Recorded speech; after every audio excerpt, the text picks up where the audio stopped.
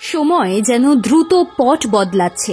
এক সময় যাদের হাত ধরে বাংলার দখল রেখেছিল দল, হারানো দিনেও যারা তুলে ধরেছিলেন লাল ঝান্ডার সম্মান, তারাই ধীরে ধীরে ব্রাত্য হয়ে যাচ্ছেন।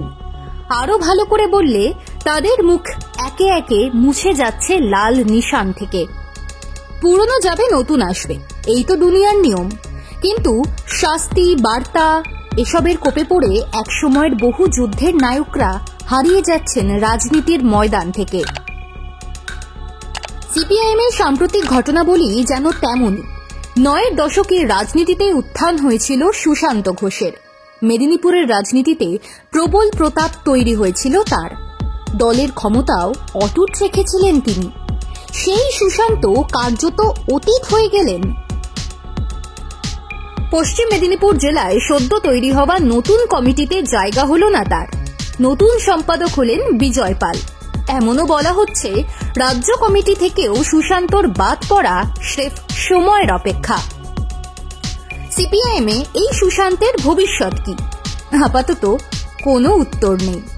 একা সুশান্ত নন, শাস্তির কোপে পড়েছেন আরও এক হেভিওয়েট নেতা তন্ময় ভট্টাচার্য। 2011 সালে রাজ্যে ক্ষমতা হারায় সিপিআইএম। দলকে 2016 সালে যিনি বিধানসভা ভোটে জিতিয়েছিলেন, গত বিধানসভা ভোটে অবশ্য হেরেওছেন। কিন্তু তন্ময়ের রাজনৈতিক করিশ্মা অনস্বীকার্য। সেই তিনি এক মহিলা সাংবাদিকের অভিযোগের ভিত্তিতে 6 মাস নির্বাসিত।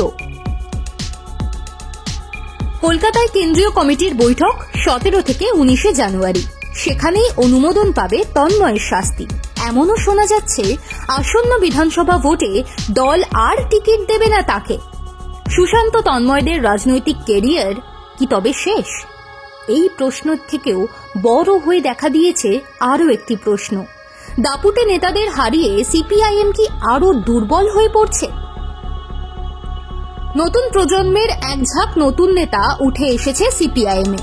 মীনাক্ষী মুখার্জি, শতরূপ ঘোষ থেকে দীপশিতা ধর, সৃজন ভট্টাচার্য, তারুণ্যে টগবগ করছে সিপিআইএম।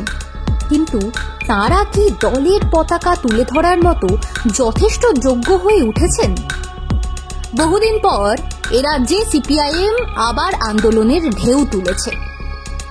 তৃণমূল সরকারের প্রশাসনিক ত্রুটিকে হাতিয়ার করে জেলায় জেলায় সংঘটিত হচ্ছে একের পর এক আন্দোলন। তাতে সাড়াও মিলছে। নতুন পুরনো বামপন্থী কর্মীদের মধ্যে উৎসাহের ঢল নেমেছে। কিন্তু তাতেও প্রশ্নটা দেখা দিচ্ছে বড় হয়ে, নতুনরা কি মেটাতে পারবেন পুরনোদের অভাব? মীনাক্ষী শতরূপদের যতই টগবগে তরুণের আখ্যা দেওয়া হোক, ভোটের ময়দানে এরা নতুন নন। কেউ 3 বার, কেউ 2 বার ভোটে দাঁড়িয়েছেন, কিন্তু কেউই জামানত বাঁচাতে পারেননি। লোকসভা ভোটে রাজ্য কমিটির সম্পাদক মোহাম্মদ সেলিম, বর্ষিয়ান নেতা সুজন চক্রবর্তী একমাত্র লড়াই করেছিলেন।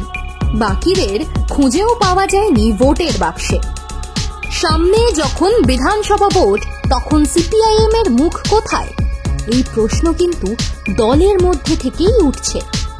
যদিও বামপন্থী দর্শন মুখে বিশ্বাস করে না, কিন্তু বাংলায় ক্ষমতার কায়েম করার সময় কিন্তু সিপিআইএম এর মুখ ছিলেন জ্যোতি বসু।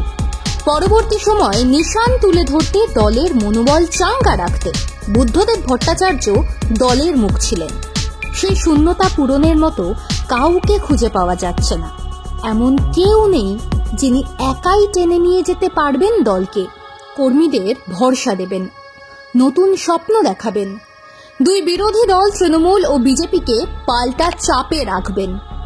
এই কারণেই উঠছে প্রশ্ন, হেভিওয়েট নেতা সুশান্ত তন্ময়দের শাস্তি দিয়ে সিপিআইএম কি আসলে নিজেদের চাপ বাড়ালো?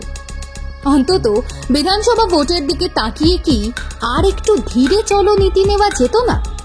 এই প্রশ্নের মুখে কিন্তু বারবার পড়তে হবে দলকে। বিধানসভা ভোটে খারাপ ফল হলে এই প্রশ্নই আবার পাহাড় হয়ে সামনে দাঁড়াবে সিপিআইএম এর। আলিমুদ্দিন কি বুঝতে পারছে?